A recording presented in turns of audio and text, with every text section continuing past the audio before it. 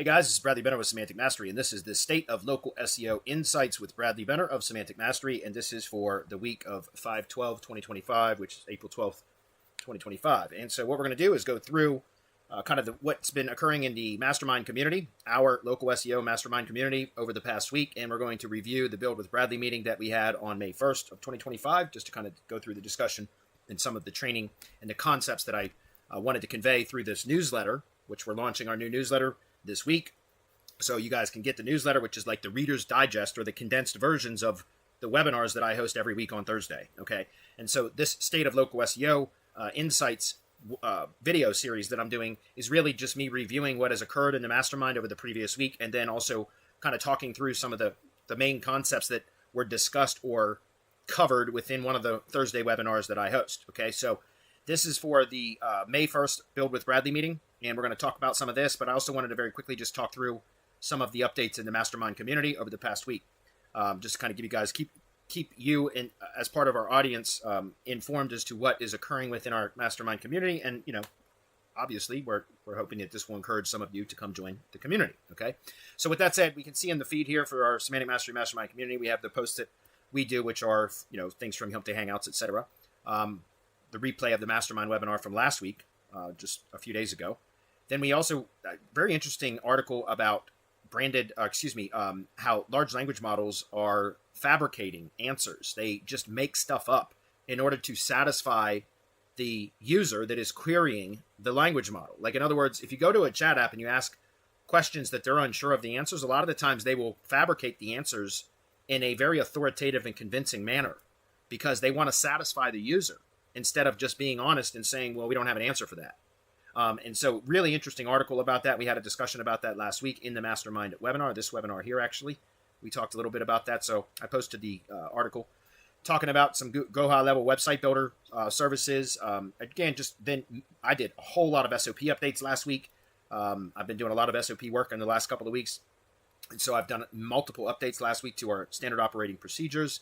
And I always post about what the update was, and, you know, so that people can very quickly identify what changes were made and then import the new SOP template into their account, and then they can work off of the new SOP that has the additional data. So again, just kind of walking through and showing, you know, discussions coming in from some of our members about the importance of having customers' avatars, so that when you are drafting copy for, whether it's SEO copy, like copywriting for SEO or anything else, you can keep the customer in mind so that what you're writing is specifically addressing their needs, their desires, etc., right? Their pain points, all of that. So it's, you know, SEO is a technical thing, but if you understand marketing, then your SEO can be so much more effective because the language used within the documents and articles and everything else are conversion focused, in that they hope to convert the reader into whatever conversion goal or action you want them to take. Okay. So just wanted to kind of show you some of the activity within the mastermind community over the past week or so. And so now let's go ahead and jump into the Build with Bradley meeting from 2 weeks ago. And this is kind of the key points or the main takeaways from what we covered in that discussion group.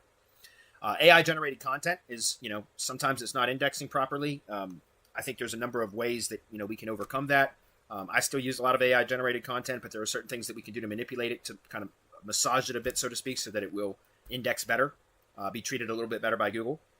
The rising power of branded search, guys, this is, in my opinion, the very most important thing when it comes to local SEO, is building brand authority. And you can do that through branded search signals. And there's ways that we can manipulate that, or to kind of socially engineer branded search and click signals. And I'm not talking about just CTR manipulation or click-through rate manipulation. I'm talking about literally getting real valid people, consumers within a particular local market or geographic area that do branded search and clicks for our clients companies, because that right there alone can overcome significant deficiencies in other SEO areas. So in other words, with proper brand authority and enough proper branded search and click signals coming from real Google users and consumers within a defined geographic area that would be relevant to the local business, the local business can have sometimes terrible SEO metrics across all the other areas, like poor on page, terrible backlink profile, or no backlink profile. Yet they can still perform really well in local search. It's because Google is placing so much more weight and value upon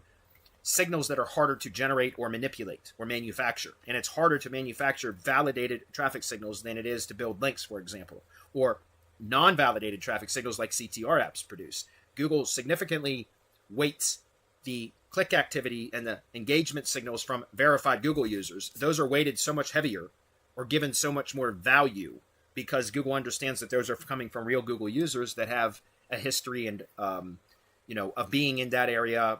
So it's all relevant, right? And again, Google is getting much better at determining relevance through of signals, validated signals, etc. And so it's in our best interest to try to socially engineer those kind of branded search and click signals. Okay. Some other kind of on-page tweaks we're going to just briefly touch on: map pack visibility and how to improve that in today's current search environment. And then also a 90-day kind of case study thing that I had done really with one of my tree care contractors. And I'm just going to touch on that on a conceptual level. Remember, we're not going through the full training here. This is just a state of local SEO address or insights video series where I'm just kind of talking through what has been the kind of hottest topic, so to speak, in our community over the previous week. All right.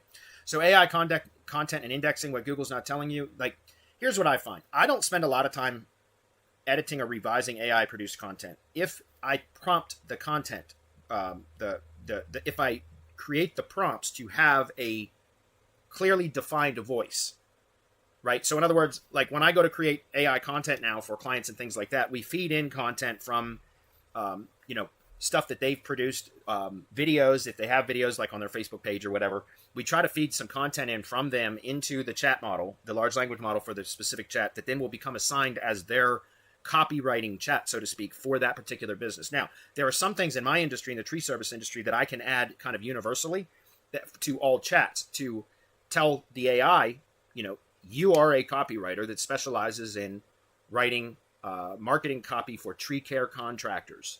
And then I feed in some documents and supporting, URLs and things like that then the AI can go train itself on. And then what I can do is add in additional kind of prompts from content that was produced by my actual client. So social media posts, videos, things like that has a little bit more of their voice included, so that then I can prompt the AI to write, as a copywriter for tree care contractors, but in their voice, right? Essentially in their tone, etc. Now, in some cases, the clients don't have any of that, so I just have them write in a very kind of punchy format, etc. In a not like a formal format, but kind of straight and to the point, informative, but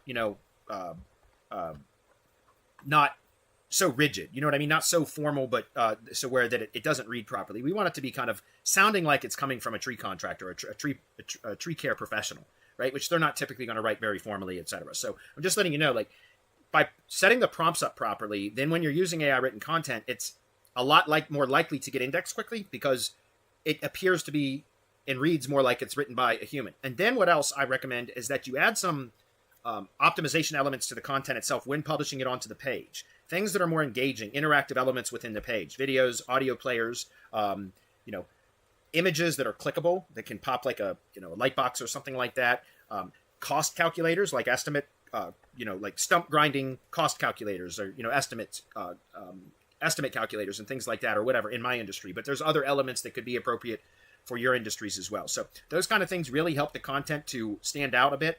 Having, elements that highlight certain parts of the content. So like block quotes and things like that. All of that kind of helps the content to stand out. It also makes it more engaging for the visitor, the human visitor, right?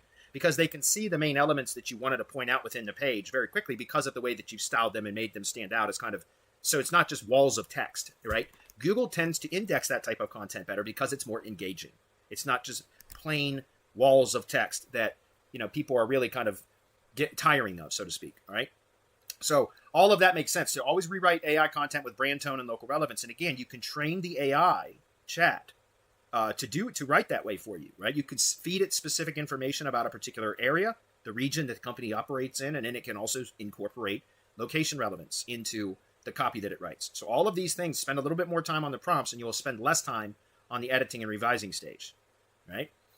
Also, your website is still underrated in local SEO. One of the things that I recommend is that, I talk about this all the time, and I've been preaching about this for a year and a half, and that is the two most important things in local search, in my opinion, right now, is branded location authority. So how well developed is the knowledge graph for a specific branded location? What does Google understand about who the business is, what they do, and where they do it?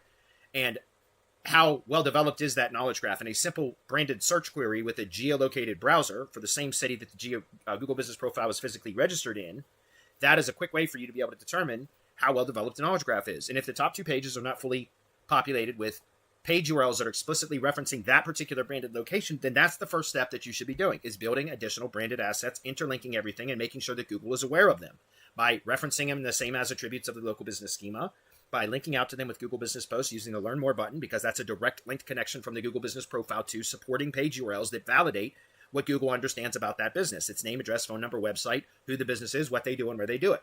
And number 3 is then also having an ID page. An ID page is a dedicated resource specifically for large language models and for search engines to go to corroborate or validate location information for that branded location. So all of those things are critically important. And so site efficiency, though, is number 2. Number 2, in my opinion, is the most important thing for local SEO, is having a site that is well developed, that is well interlinked, that is efficient for Google to crawl and for large language models to crawl, and for it to not to have redundancy, over optimization, competing pages, all of the stuff that I see a lot of SEOs still doing, because a lot of SEOs have not caught up with the current times. And so I think it's important, you want to have, again, interactive elements on the site as well. In my experience with local SEO right now, you do not need a ton of content. The service or product pages are what should be thoroughly optimized with content that describes the product or service, how it is delivered, how it's priced, what are frequently asked questions, what can the consumer expect, what is the timeline for delivery. All of those should be fully answered, fully described very thoroughly on the service or product pages. But then the location pages for service area businesses or even storefront businesses that want to target a large area within local search should have supporting location pages on the site. The location pages are the pages that should be ranking for local search queries, not the service pages. And so the location pages really don't need a lot of content. It really should be optimized at the main optimization elements to convey to Google and to a human visitor what the page is about through the SEO, the titles, headings, subheadings, internal links, and media. And then the copy, the paragraph text, should really be optimized for converting the visitor into whatever goal you want them to take, whatever conversion action you want them to take. So I recommend optimizing pages at the main optimization elements for Google, large language models, and for human visitors to quickly scan the page and know exactly what the page is about and find what section is appropriate to them. And then having internal links and everything to their corresponding pages that you want to associate between the service and the locations that service is available to, or the location and all of the services that are available at that location, okay? And then again, using things like schema, which is code, obviously, that is specifically written to tell the search engines what the page is about. All of that can help to make the site more efficient without redundancy, over-optimization, competing pages, etc., right? You can reduce the size of the site, the length of the pages, all of that, and it just makes it more efficient, okay? Map pack rankings, guys. Obviously, this is what all local businesses want to perform. Excuse me, I just choked. So Google Business Profiles, right? Maps ranking, that is where most local businesses want to perform well in search, more so than organic, and that makes sense. Think about how far you have to scroll down a page for the search results for a local search query or a query with local intent.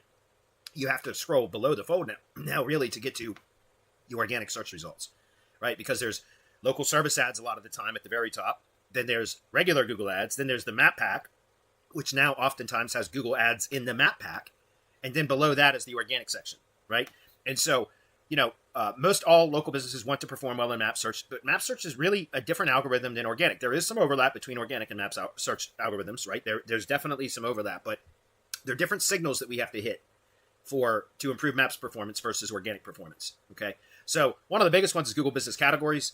Guys, you should, the primary category should be a broad category that is inclusive of any of the subcategories. So I pulled up a couple examples here that I wanted to show, like HVAC contractor, Pikeville, Kentucky. HVAC contractor is the primary category for this company. And then you'll see that they have the additional subcategories that are supporting services that fall under the broader HVAC contractor or service category, HVAC services service category, right? So air conditioning contractor, air conditioning repair service, furnace repair service, heating contractor. Those are all more specific service categories that fall under the broader HVAC contractor service category, right? So this one was done well. However, you can see other ones that aren't done nearly as well, right? So like what I'm saying is the top level or primary Google Business category should always be the broadest category, and then any supporting categories would be added as additional categories, right? Because you want to optimize in the broad terms and then provide supporting evidence, right? So another example would be like over here, if we should take a look at this one, remodeling contractor.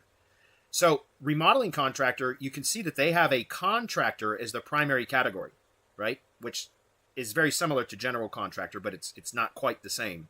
But then you'll see that they have bathroom remodeler and kitchen remodeler. Well, there's also a remodeler Google Business category. So it's that is the broader. So a company that does home remodeling, they should have remodeler as a category, because kitchen remodeling is for kitchens, bathroom remodeling is for bathroom.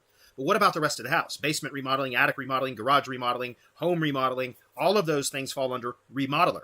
And that's missing here, right? Contractor is okay. General contractor is typically relevant to a remodeling company. And then also construction company, right? Construction company is also typically relevant for a remodeling company. And so I'm just pointing this out because it's important to understand and use Google business categories properly, because that is one of the most important things. And then having pages on the site that agree with, that align with those Google business categories to kind of validate and reinforce that, okay?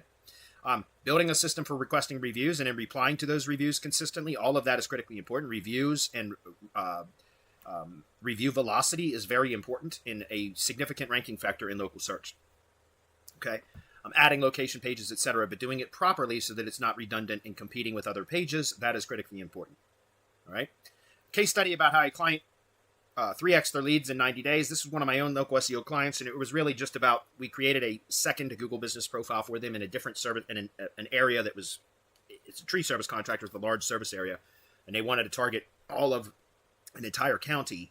And so I encouraged them to get a Google business profile registered and verified in one of the cities that is in the same county, but it's not immediately adjacent to their original GBP location.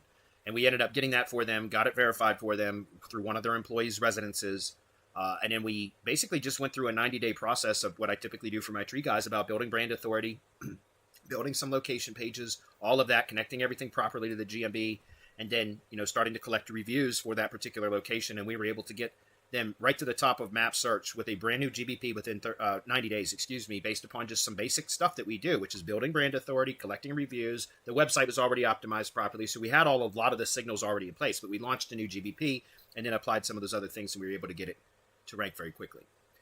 Last thing I want to cover is just the branded search stuff, guys. We talked about this a lot, building brand search, brand authority, and branded search signals is one of the best ways you can do that. And there's a number of ways that you can help to kind of socially engineer that, so that they're not manufactured or fake signals, which are dangerous and also a lot of the times ignored by Google now, because Google is looking for validated traffic signals, okay, as far as local search goes. So branded search signals really can influence what Google, how Google treats a site.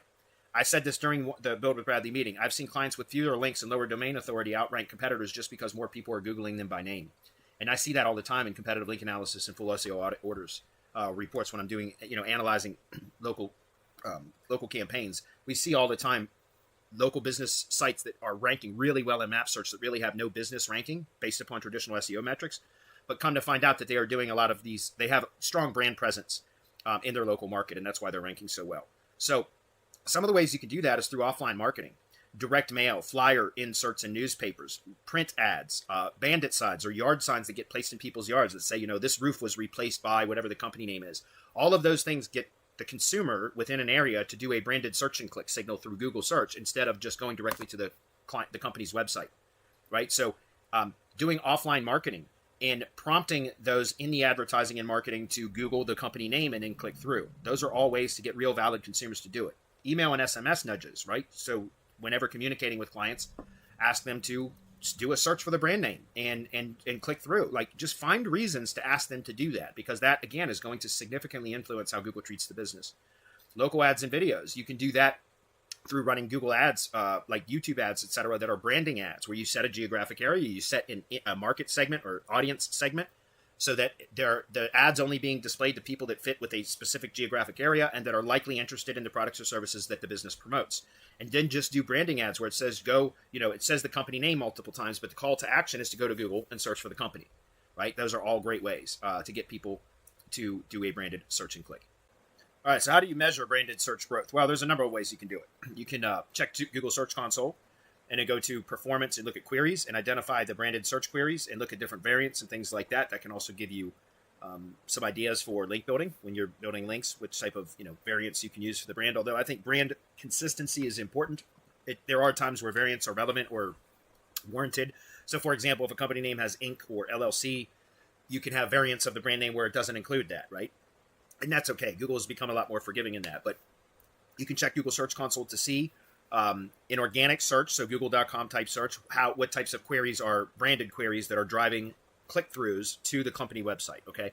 Google Business Insights, you can look at branded search queries from Google Business Insights, which is the kind of analytics for Google Maps or Google Business Profile. So you can determine how much brand search is increasing based upon, get a kind of a benchmark, a baseline of branded search signals when you start this, and then track progress over the course of, a few months or whatever, however, weeks or months that you're working on increasing branded search queries. Okay. And you should be able to quantify that and show that to the client. And that, I'm telling you, has a significant influence on how the GBP is going to perform in search. Right?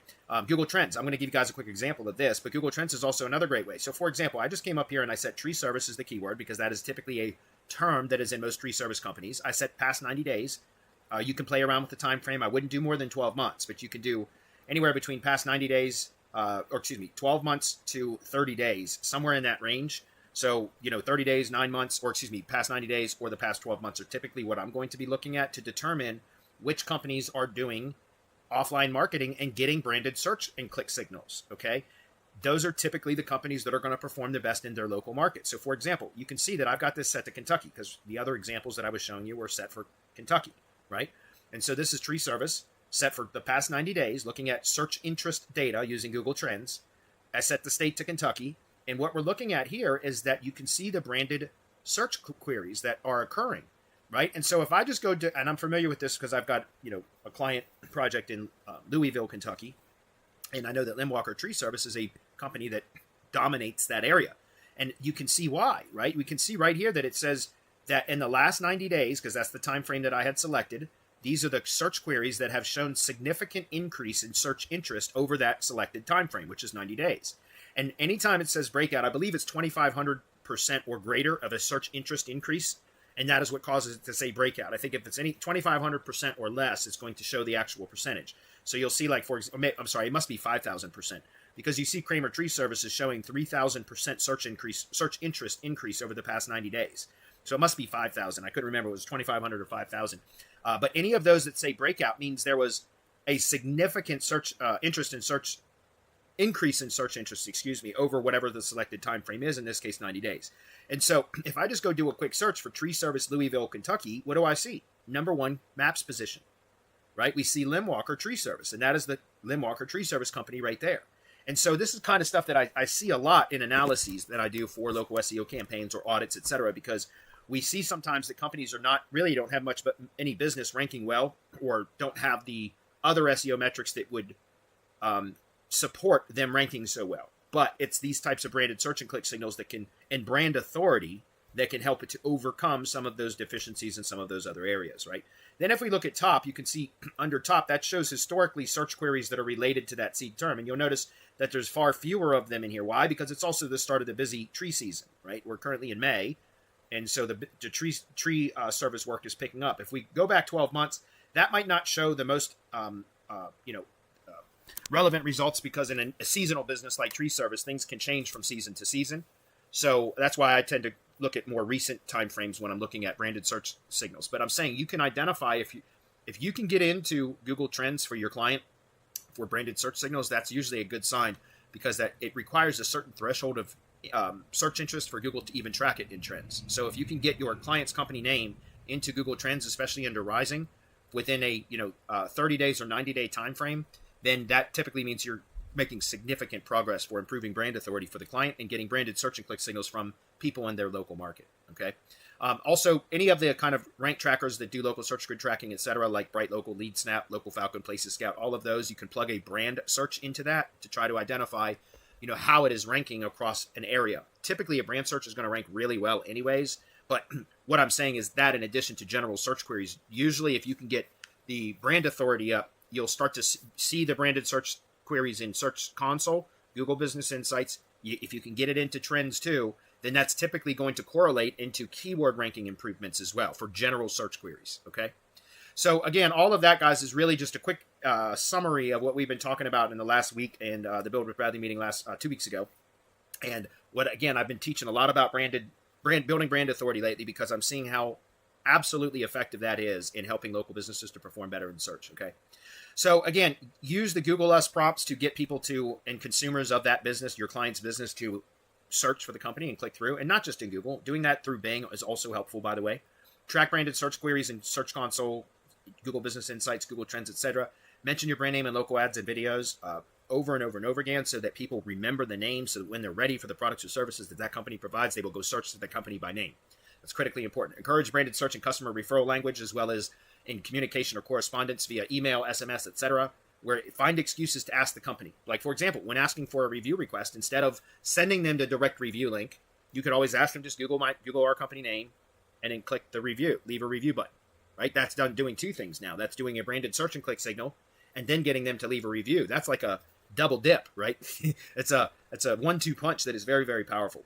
And then you monitor the impact on the GBP and map path visibility. Again, with proper brand authority and brand signals, it will improve generic or general search query performance as well. Okay, so this went a little bit longer than I planned, but I wanted to be thorough today in my explanation about this because I think this is one of the most critical things in local SEO right now. So if you guys are interested in learning more, you can either join the mastermind or you can check out our new our new newsletter, which is again a summary of the mastermind webinars and what is occurring in our mastermind in a kind of Reader's Digest format, which is what you're looking at here. So it's actionable, it's short, it's to the point, but it's very actionable items that get down to the kind of the essence of what it is that I was teaching in the previous week, if that makes sense. And that's what these localmastery.semanticmastery.com. If you just go there, you can check it out. It's very inexpensive. We're launching it this week, $29 a month or $250 for an annual subscription. And again, very inexpensive but actionable items, and I would encourage you to check it out. So this is Bradley Benner with the State of Local SEO Insights with Bradley Benner of Semantic Mastery. This is the week of May 12th, 2025, and we will see you next week.